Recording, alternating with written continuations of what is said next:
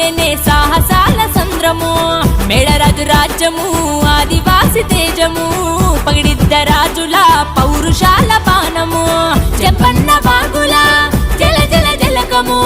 కన్నెపల్లి ఊరు నుండి సారమ్మ పయనము చిలుకల గట్టు నుంచి సమ్మక్క గమనము అడవి అయ్యేలే జన జన జన సంద్రం మేడారం మేడారం మేడారం అడవి మణిహారం మేడారం జాతర